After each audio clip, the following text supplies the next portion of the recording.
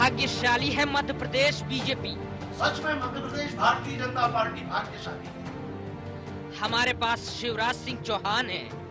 शिवराज सिंह चौहान जैसा सर्व स्वीकार्य नेतृत्व भारतीय जनता पार्टी के पास है। कांग्रेस को इस बात का मलाल है। कांग्रेस को इसी बात का मलाल है। उसके पास शिवराज जैसा कोई नेता नहीं। हमारे नेता के कद का, व्यक्तित्व का कोई भी नेता उनके पास नहीं है। वाकई भाग्यशाली हो आप। कितनी भाग्यशाली है आपकी पार्टी। मान गए, ऐसी कृपा बरसाई है ऊपर वाले ने तुम्हारे ऊपर। साक्षात शिवराज को ही भेज दिया तुम्हारे बीच में, तुम्हारे लिए, तुम्हारी खातिर। भला हर किसी की ऐसी किस्मत कहाँ जो बराबरी कर सके आपकी, क्योंकि कोई छोटा मोटा आदमी थोड़ी नवाजा है आपके लिए। शिवराज सिंह चौहान है भाई, जनता का नेता, लोगों के दिलों पर राज करने वाले, राजनीति में वो मुकाम हासिल करने वाले जिसे पाना हर किसी के बूते की बात नहीं। बहुत बड़े नेता है बीजेपी के नंदू भैया। उनकी हर बात का कोई न कोई मतलब निकाला जाता है, लेकिन आज उन्होंने जो कहा, जिसका मतलब निकालने के लिए किसी को कुछ सोचने की जरूरत नहीं पड़ी। हर कोई ये मान गया कि शिवराज सिंह चौहान सिर्फ सूबे के मुख्यमंत्री ही नहीं, बल्कि अब वो जरूरत बन गए हैं बीजेपी के लिए। ये इससे 2 कदम आगे बढ़कर यदि हम ये कहें कि शिवराज के तले ही सिमटता जा रहा है बीजेपी का वजूद, तो कोई बेईमानी नहीं होगी। ये तो बात रही बीजेपी की, उसकी जरूरत की और उसके नेता की। लेकिन अब सुनिए, शिवराज के नाम पर ताल ठोककर बीजेपी ने जिस कांग्रेस को चुनौती दी, क्या कहना है उसका शिवराज के इस महिमा मंडन को लेकर। कौन कहता है कि कांग्रेस के पास में चेहरा नहीं है? कांग्रेस के पास में एक से एक चेहरे हैं। पार्टी हाईकमांड जिसको भी निर्णय दे करके और यहाँ पे मतलब एज चीफ मिनिस्टर कैंडिडेट घोषित करेंगी। आप देखिएगा, परिवर्तन होगा इस बार, निश्चित है। हमारे यहाँ इतने चेहरे कि हम किसको पेश करें, इतने चेहरे हैं। पर कुछ कारण है कि अभी जो लगातार बाहर है कांग्रेस, वो उसमें जो हमारी कमी है हम बैठ के अभी दूर कर रहे हैं। वैसे कुछ नया नहीं बोले नंदू भैया। हर कोई जानता है और समझता है कि वो शिवराज का ही नाम है और उनका चेहरा है कि बार बार सत्ता के सिंहासन तक पहुंच रही है बीजेपी। लेकिन अब सवाल ये है कि फर्ज कीजिए, यदि कभी शिवराज का रंग जनता के ऊपर से उतरता है, तो क्या बीजेपी के सामने सूबे की सियासत में पंगु होने के अलावा कोई और रास्ता नहीं होगा? या वो काबिल है शिवराज के बिना भी मजबूती के साथ खड़ा होने में? IND 24 के लिए भोपाल से ब्यूरो रिपोर्ट।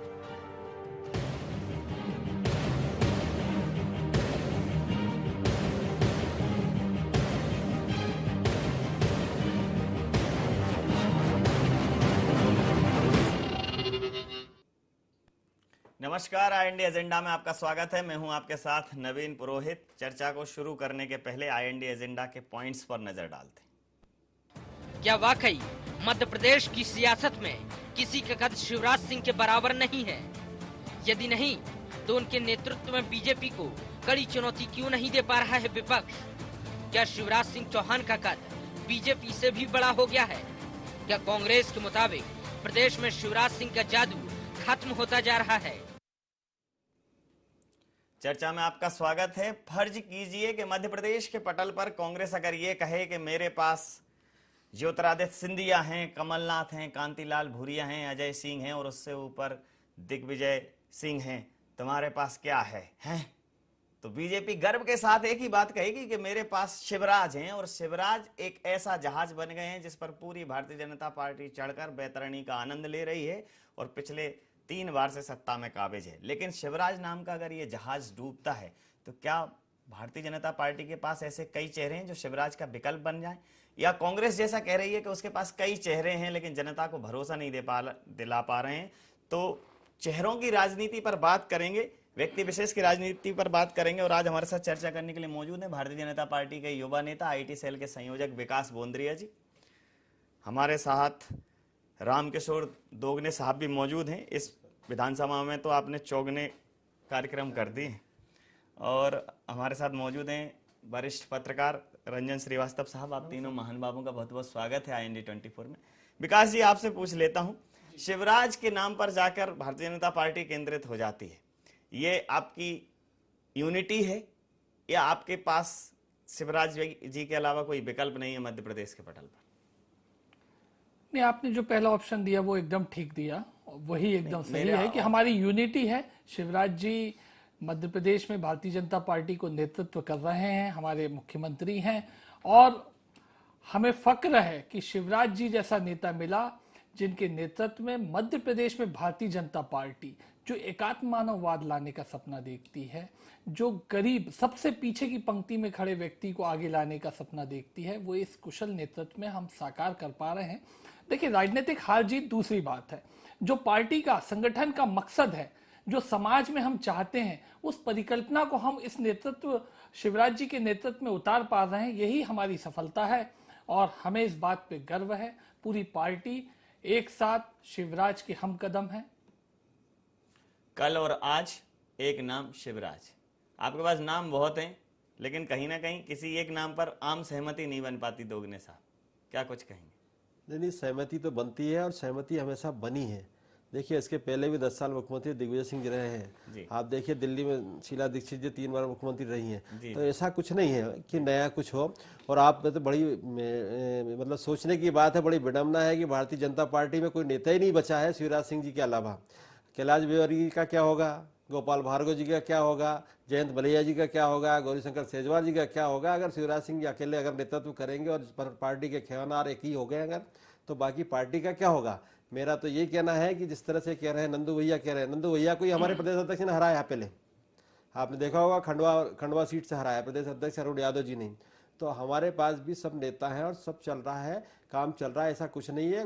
ऊपर केंद्र में कांग्रेस की सरकार थी, पूरा पैसा मिल रहा था, शिवराज सिंह जी ने उसका खूब मजा लिया।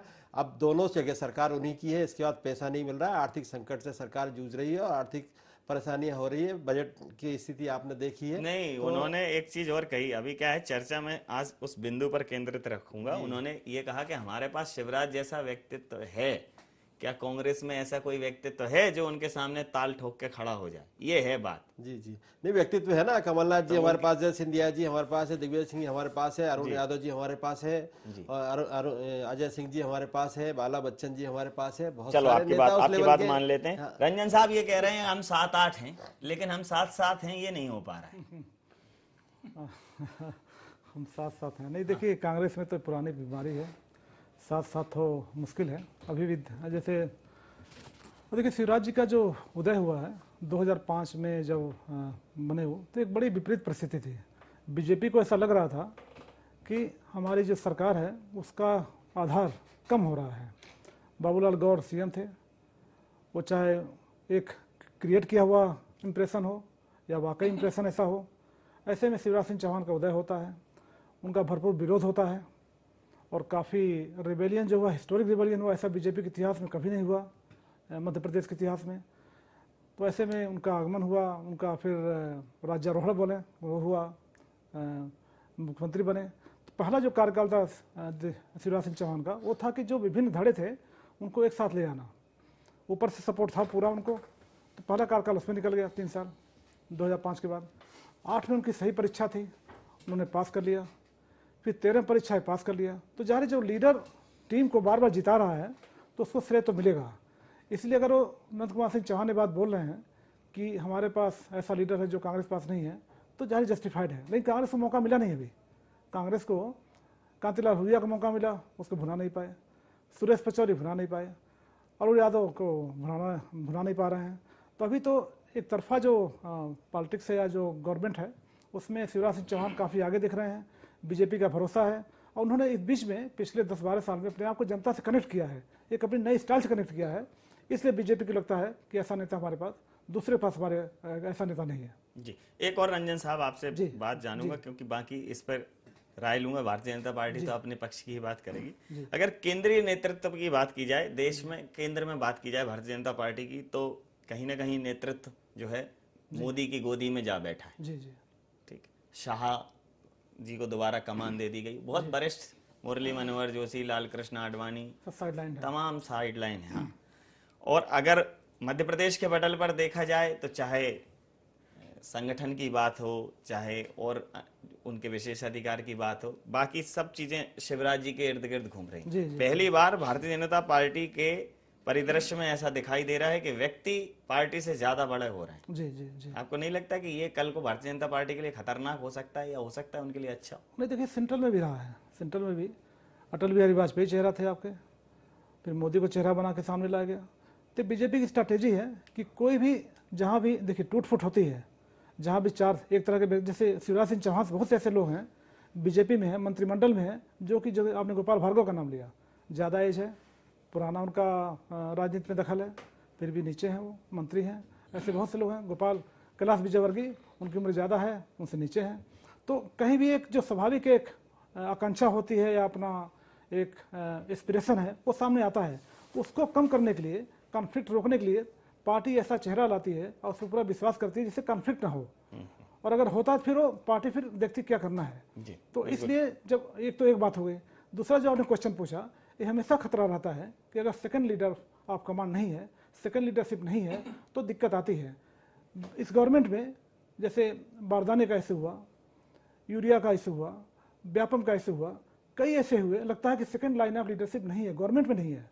इसलिए गवर्नमेंट को जब डिफेंड करना होता है, सारे मंत्री एक दूसरे का चेहरा देखते हैं, कौन डिफेंड करेगा, आगे कौन बढ़ेगा, ऐसे में गवर्नमेंट को एम्बेरसमेंट होता है।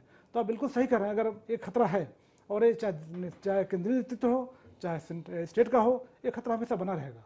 जी विकास जी, आपकी प्रतिक्रिया?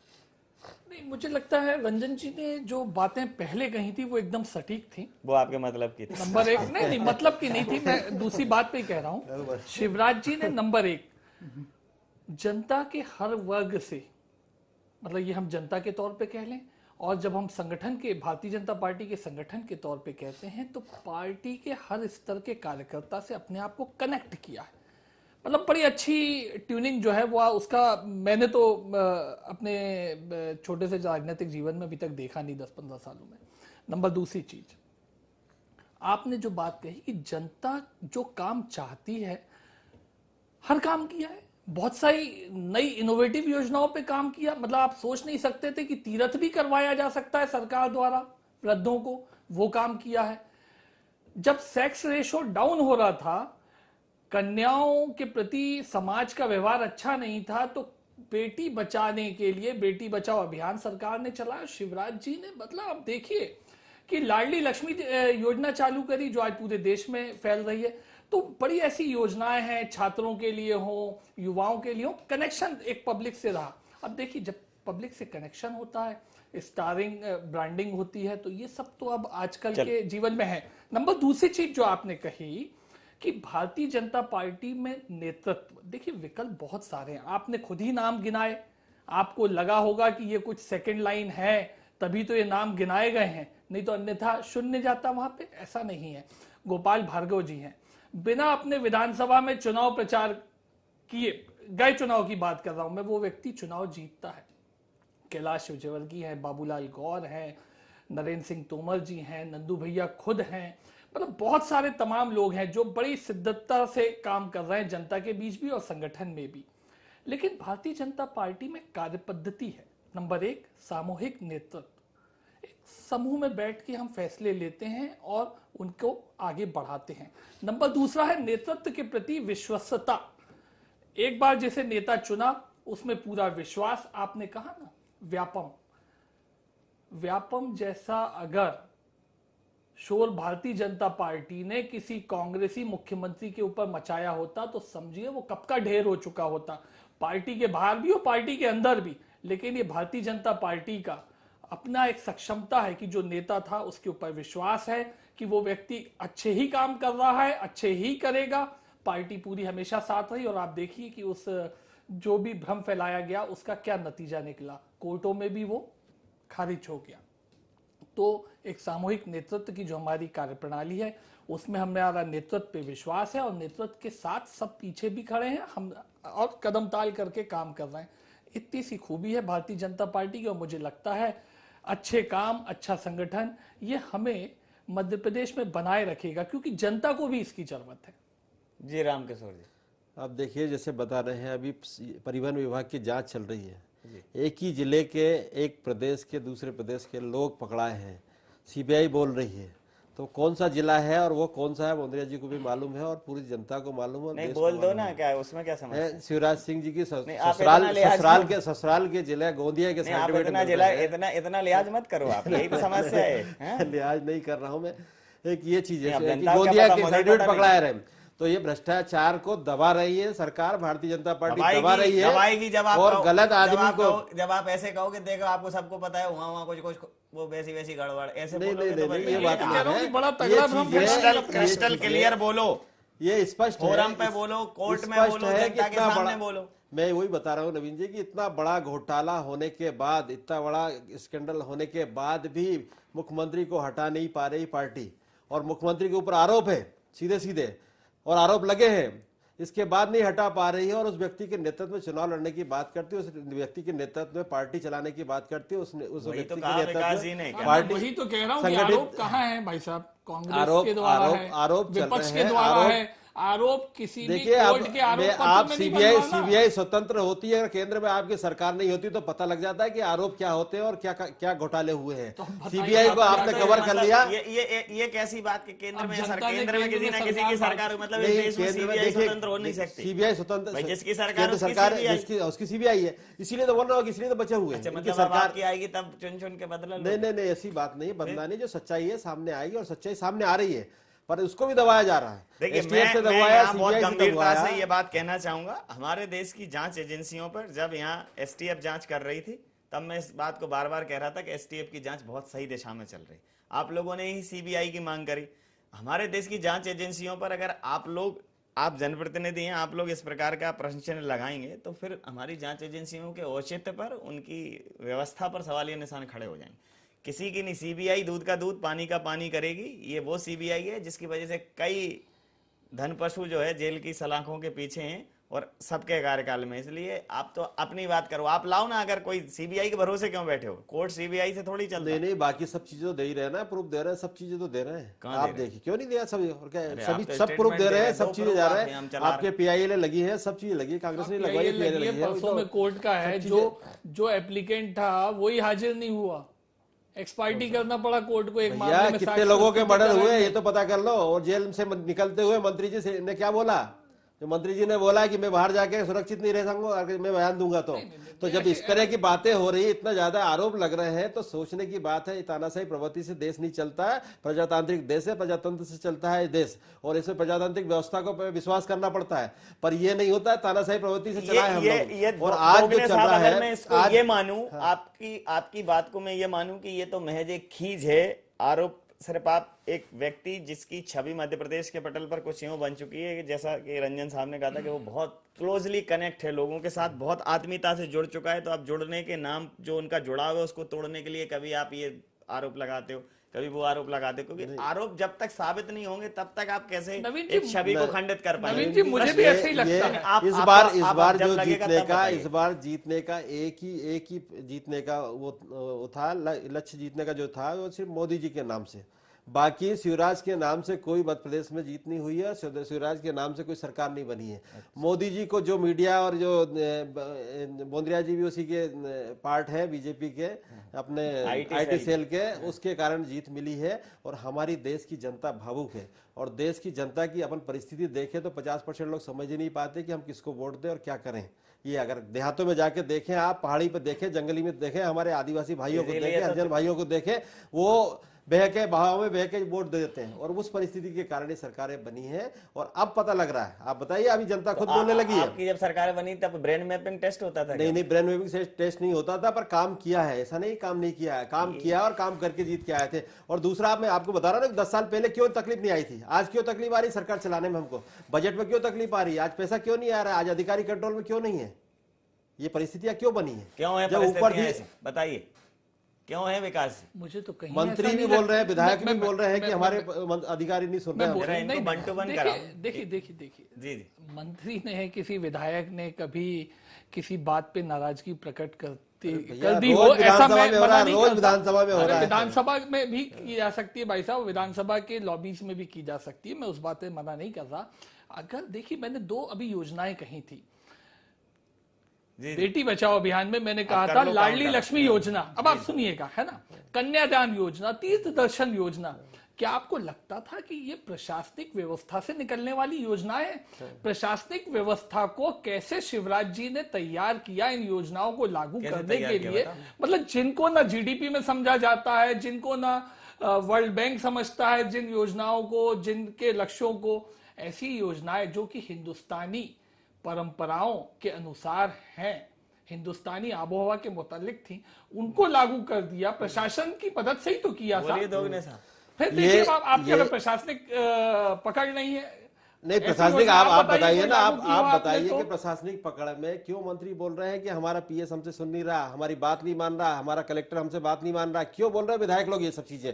और आप योजना की बात जो कर रहे हैं, समय समय परिवर्तन होता है। आप बताइए 1947 देश आजाद हुआ था जब एक टाइम खाना खाता था आदमी, और आज दोनों टाइम खाना खा रहा है, तो क्या बीजेपी के कारण मिल रहा है ये खाना? ये कांग्रेस ने किया, और कांग्रेस और सब विकास करते, जो सरकार में आएगा विकास करते, फंड आता, फंड का जो खर्चा करेगा वो करते हैं। पर ये चीजें थोड़ी है कि अगर लाडली लक्ष्मी योजना या फलानी योजना ले आए तो समय के परिवर्तन होता है, 10 साल में परिवर्तन चलता है। परिवर्तन के साथ साथ योजनाएं भी आती है, परिवर्तन के साथ साथ नई नई स्कीमें भी आती है। आप बताइए, कंप्यूटर आया था इंडिया में, जब विरोध किया था भारतीय जनता पार्टी ने विरोध किया था, और आज कंप्यूटर के ऊपर पूरा काम हो रहा है।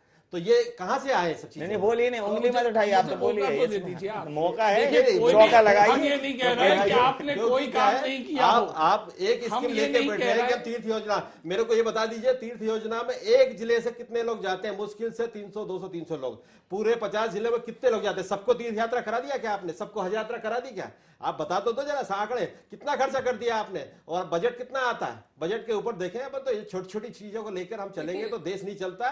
देश में आम आदमी का विकास होना चाहिए। एक आदमी का विकास करने से काम नहीं होता, 300 लोगों को तीर्थ भिजवाने से भला नहीं हो जाता। 1 रुपए किलो में चावल, अच्छे स्कूल डलवा दीजिए, अच्छे मेडिकल कॉलेज डलवा दीजिए, तब विकास होगा। अब आप सुन तो लीजिए, 1 रुपए किलो में गेहूं, 1 रुपए किलो में चावल। भैया ये सोनिया गांधी जी ने पास कराया था वहां से, दिल्ली से, यहाँ से नहीं हो गया था 1 रुपए किलो गेहूं। आप वहां से पास हुआ था, दिल्ली से योजना पास हुई थी। ये फिर क्यों सब जगह कार्यान्वित नहीं हुई? मध्य प्रदेश में कार्यान्वित हुई। चलिए, आप दोनों ये तो बिल्कुल तय है कि बहुत विषय बहुत बड़ा है, इस पर समग्र रूप से चर्चा होने की जरूरत है। लेकिन कहीं ना कहीं मुद्दा रंजन साहब ये है कि समस्याएं इनके दौर में भी थी, समस्याएं इनके दौर में भी है, उपलब्धियां इनके दौर में भी थी, उपलब्धियां इनके दौर में भी है। दौर वही है, लेकिन सिरमौर वो बनता है जो जनता के साथ कनेक्ट होता है, जनता के साथ जिसका जुड़ाव होता है, जनता के साथ जिसके पास एक आत्मीयता होती है, जनता जिसको अपना एक रोल मॉडल मानती है। तो वो कहीं ना कहीं भारतीय जनता पार्टी शिवराज जी के नेतृत्व में बखूबी कर पाई है। और यही सब करने में कांग्रेस पीछे, बाकी सारे मुद्दे तो यथावत हैं, इनके राज्यों में भी चलेंगे और उनके राज्यों में भी चलेंगे, बाकी सब राजनीतिक जो एजेंडे हैं वो चलते रहेंगे। लेकिन ये जनता का जुड़ाव, जनता का नेता, जनप्रतिनिधि होने के अपने शब्द को साकार करने वाली बात शिवराज जी के व्यक्तित्व में नजर आती है। उस मामले में कहीं ना कहीं कांग्रेस पीछे। क्या प्रतिक्रिया रही? नहीं, बिल्कुल आपने सही कहा। देखिए, इसी फोरम पे हम लोग पहले भी कई बार चर्चा कर चुके हैं कि लीडरशिप बहुत बड़ा इशू है, और कांग्रेस की जो मेजर प्रॉब्लम है वो लीडरशिप क्राइसिस है। हम लोग कई बार चर्चा कर चुके हैं। और लीडरशिप मतलब जो पार्टी को एक सफलता के उस पर ले जाए। तो बीजेपी सफल हो रही है, कांग्रेस को मौका मिला, कांग्रेस को उसको नहीं बना पाई, फिर अभी मौका आने वाला है अगले चुनाव में। तो जो इसका पूरा मुद्दा था इस पूरे डिस्कशन का, ये था कि जो नंद कुमार सिंह चौहान का बयान कि शिवराज सिंह चौहान जैसा लीडर कोई दूसरा नहीं है। अगर सफलता अगर चुनाव के परिप्रेक्ष्य में देखेंगे तो जाहिर शिवराज सिंह चौहान। लेकिन मैं आपकी बात से बिल्कुल सहमत हूँ कि ये मान लो कि बीजेपी में राम राज आ गया हो या कांग्रेस में राम राज था, ये बिल्कुल ऐसा नहीं है। पर समस्याएं तब भी हैं, अब भी हैं। और कोई जो अंत्योदय की बात हो रही थी, विकास जी बोल रहे थे, बहुत कुछ करना बाकी है। लेकिन अगले चुनाव में तय हो जाएगा कि कांग्रेस के पास ऐसा कोई लीडर है क्या जो शिवराज सिंह चौहान को टक्कर दे पाए। समय की सीमा के चलते मैं ये चर्चा यहाँ समाप्त करूंगा। आप तीनों महानुभावों का बहुत बहुत धन्यवाद, बहुत बहुत आभार।